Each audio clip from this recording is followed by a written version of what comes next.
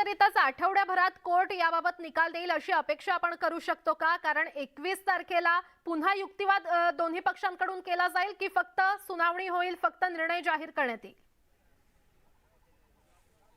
21 तारखेला फक्त निर्णय जाहीर होईल. 6 सदस्यीय घटनापीठाकडे हे प्रकरण जाते की नाही. पण महत्वाचं म्हणजे जर बघितलं या सगळ्या प्रकरणामध्ये ज्या संदर्भातली सुनावणी एका आठवड्यात पूर्ण होण्याची शक्यता नितराम नाही आहे, कुठलीही शक्यता नाही आहे. कारण की जेव्हा युक्तिवाद सुरू होईल त्यानंतर ज्या सगळ्या गोष्टींमध्ये महत्वाचं मत पडेल. यामध्ये जर बघितलं तर आता उद्धव ठाकरे विरुद्ध एकनाथ शिंदे गटातील सत्ता संघर्षासाठी पुढची तारीख मिळाली आहे 21 फेब्रुवारी. आपल्याला माहित असेल की हे प्रकरण जे आहे 5 सदस्यीय घटनापीठापुढे होतं. 3 दिवस सुनावणी झाली. त्यानंतर प्रेस प्रसंग निर्माण झाला असल्याने 7 न्यायमूर्तीकडे हे प्रकरण सोपवावं अशा प्रकारची मागणी होती.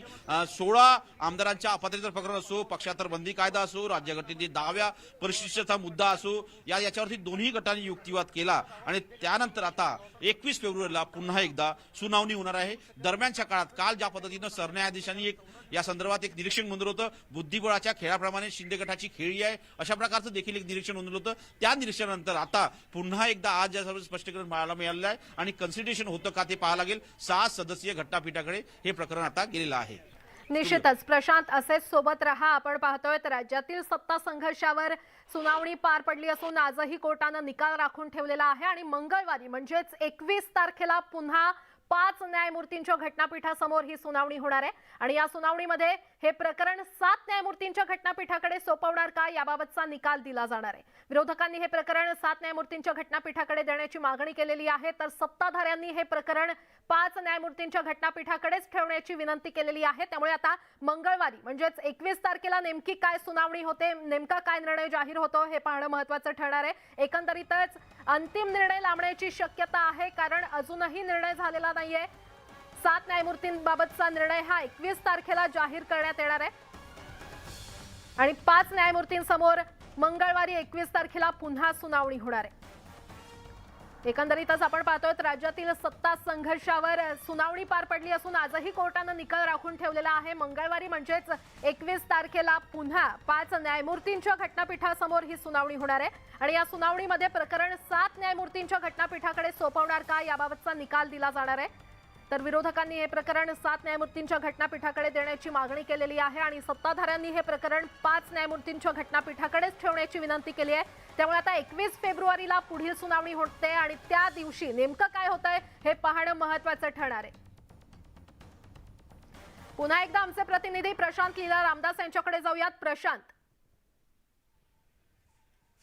बरोबर आहे. नवाब रेबियाच्या प्रकरणावरती ज्यामध्ये स्पष्ट करण्यात आलेलं आहे कोर्टाने, त्यांनी म्हटलं की आम्ही 21 फेब्रुवारीला या संदर्भात पुन्हा एकदा विचारमंथन करू. या विषयावर चर्चा करण्यासाठी माझ्यासोबत राज पाटील आहे. सर, विश्लेषण करायचं असेल आणि कशा पद्धतीने या संपूर्ण ऑर्डरचं विवेचन करायचं असेल कसं असेल?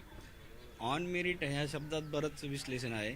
आता त्या केसमधले मेरिट आणि ह्या केसमधले मेरिट ह्या सगळ्या गोष्टी बघितल्या जाणार.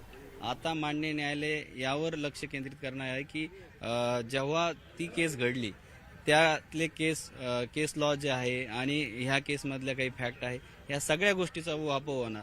त्याचबरोबर माननीय न्यायालयात आतापर्यंत जी आर्ग्युमेंट करण्यात आली 3 दिवसापासून सलग, त्यात काही विषय समोर आलेले नवीन, त्यानुसार मेरिट काय आहे, त्याचे कोर इश्यू काय आहे आणि जे डिसाईड झालेलं आहे घटनापीठ त्यांनी इश्यू फ्रेम केलेले आहे. आता हेही बघावं लागेल की काही नवीन इश्यू फ्रेम होऊ शकतात का या मॅटरमध्ये. जी 21 तारखेला ऑर्डर येणार आहे त्यात सुद्धा जर लार्जेस्ट बेंचकडे गेलं तर नवीन इश्यू सुद्धा फ्रेम होण्याची शक्यता नाकारता येत नाही. कारण की ह्या केसच्या संदर्भाने 181 अनुच्छेद घटनेचा, 179 अनुच्छेद घटनेचा आणि 10वी अनुसूची घटनेची ह्यावर जास्त आर्ग्युमेंट झाली आणि त्यांना माननीय न्यायालयाने सुद्धा वेळोवेळी निरीक्षण नोंदवले की यात काही बदल आणि अधिक स्पष्टीकरणात्मक गोष्टी घडल्या पाहिजे होत्या आणि त्या संदर्भाने ह्या केसच्या उद्भवल्या असल्या कारणाने नवीन काही स्पष्टीकरण किंवा इंटरप्रिटेशन होतं का या केस लॉमध्ये हे बघणं महत्वाचं आहे. आणि यात डिस्क्वालिफिकेशनचा, स्पीकरच्या रिमूव्हलचा असे अनेक इश्यू आणि पार 8 इश्यू सुद्धा ह्या कॉन्स्टिट्यूशन बेंच समोर पूर्वीच आहे. आता एवढाच फक्त निकालात म्हणजे ह्या अंतरिम निकालात एवढंच बघायला मिळेल आपल्याला की नवाब रेबियाचा फेरविचार होणार किंवा नाही आणि ते मंगळवारी स्पष्ट होणार आहे. ऑन मेरिट माननीय न्यायालय ते डिसाईड करणार आहे. निर्णय देताना कोर्टाने असं म्हटलंय की नवाब रेबियासह इतर मुद्द्यावर अधिक युक्तिवादाची गरज आहे, असं का म्हटलंय? माननीय न्यायालय आता त्यावर भाष्य करू शकेल की आता 21 तारखेला की आर्ग्युमेंट सुद्धा होतील काही जर न्यायालयाने ठरवलं तर. आता न्यायालयाला वाटलं तर होईल आर्ग्युमेंट किंवा सुनावणी. त्यात अजूनपर्यंत आपण हे नाही सांगू शकत की ते मेरिट काय आहे. ते जर डिसाईड झाले तर मग या सगळ्या गोष्टी पुढील क्लिअर होऊ शकतात. मेरिट साधारणतः काय असण्याची शक्यता आहे? काय वाटतं तुम्हाला, तुमचा अनुभव, तुमचं कामकाज आणि तुम्ही सुप्रीम कोर्टाचं केलेलं कामकाज याच्यावर? मी या केसमध्ये आमचा सुद्धा आहे तर आम्हाला सुद्धा वाटतं की या केसच्या माध्यमातून देशाला एक नवी दिशा आणि लँडमार्क जजमेंट येण्याची शक्यता आहे. आता कॉन्स्टिट्यूशन बेंच हे निश्चित करत असतं वेळोवेळी देशात नवीन उद्भवणारे घटना आणि त्यावर नवीन येणारे लॉ हे देशाचं घटनापीठ वेळोवेळी विषेद करून नवीन लॉ आणत असतं किंवा नवीन लॉ सेट करत असतं.